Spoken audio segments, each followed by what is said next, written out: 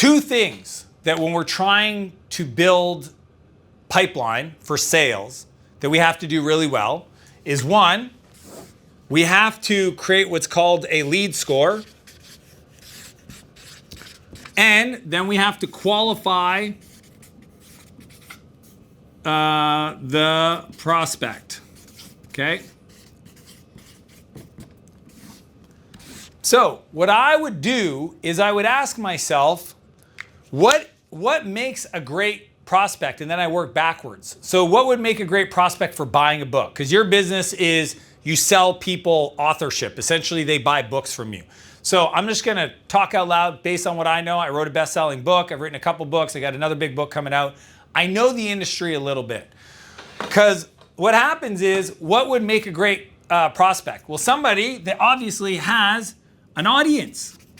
Because if they wrote a book, they would need to get sales for the book. So that would be one. How big is their audience? The other thing is, they have a business where a book would make them money.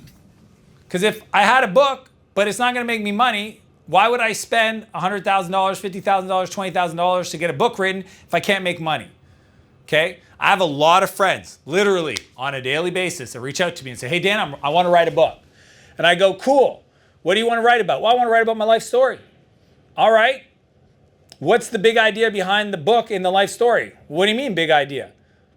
Well, I know you have an interesting life, and maybe your parents might want to read the book, maybe your spouse, maybe your best friend, but trust me, like, unless there's something in it for the reader, they're not going to read your book. And most people make a mistake of writing a book that they feel compelled to write because they want to get stuff out to the world, lessons learned, without understanding the packaging of how that helps other people and helps grow the business. Because if I sell a book or 10 books or 100 books and it doesn't make me money, it's going to be really hard for me to want to invest in paying somebody to help me sell books. So I'm looking at audience, I'm looking at business, I'm looking at big ideas, right? What is the big idea? How big is their audience? How much money can I make them? Again, I'm keeping this simple. But if I have those three things, then what I'm going to go do is I'm going to ask myself those questions, okay? If I'm going to measure these questions, 1, 2, and 3, then I could say, okay, well, how would I qualify the audience size? In the chat, how would I qualify the audience size? I'd probably ask them, how big is your email list, right? Email, social, right? Social could be LinkedIn followers, could be Instagram followers, could be any other public social data, emails. How big is your email list, right? I might even ask about, notable friends, podcasts they might be able to get on, right? Podcasts. Then I go to the business. Then I want the numbers on the business, okay? Now, this is for lead scoring. This is what makes a really great prospect. What I'm going to do is I'm going to merge both of them. This is the big idea. And then I'm going to create a proposal that is one part teach, analysis, and outline. Here's what I mean by that. If somebody sent me in my inbox a hyper-personalized email based on the research of the things that they knew made a great customer for them, they went online and they validated before they sent me a message. The email is hyper-personalized. They teach me about the industry. In the proposal, check this out, they've suggested 1, 2, 3 book ideas. They've done the research and the graph on the industry and why that book idea is a good idea. They've proposed the big idea. Where would they get the big idea from? My social media posts. They would find out of my stuff I've published what has already gone viral. Why is that a good strategy? Because what the world has already said is interesting is a great potential topic to write a book about. And if they showed me in that book proposal, the instant proposal, where the market has demand and not enough supply for a book packaged that way, then they send me that. All of a sudden, they're only sending that instant proposal to people that pass the lead score And those people then reply and say, hey, I'd love to talk to you guys about it because you guys obviously did a lot of research to kind of come up with those ideas. It shows that you demonstrated your expertise.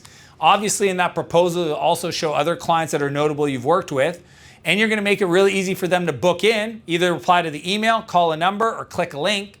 And all of a sudden, they're a qualified prospect in your sales process that you know you can knock it out of the park, and all the heavy lifting that you would have to do after the fact of this call, you preloaded it into the thing you already sent to them. So really it's just a customization conversation and a purchase, not a discovery to a sale. And that is a big idea, right? A lot of my friends that are lazy salespeople, that somebody introduces them and they go, hey, yeah, let's get on a call. And they get on a call and they're like, hey, tell me about your world. Or you say, hey man, I'm not sure if a call is the right fit. Tell me a little bit about your business. Here's 3 questions to help kind of like shape your response. This question, this question, this question. What are those questions? Lead score, qualifying questions. And then they can decide if they get on a call. There's nothing more time wasting than to get on a call with somebody that doesn't know what you do, that you don't know if you can help, just because a friend of yours made an intro or they saw something on social media.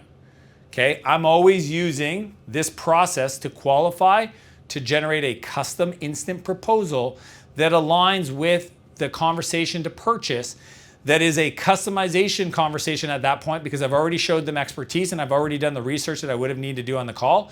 And that call can be quicker, higher close rates, and more valuable for the prospect.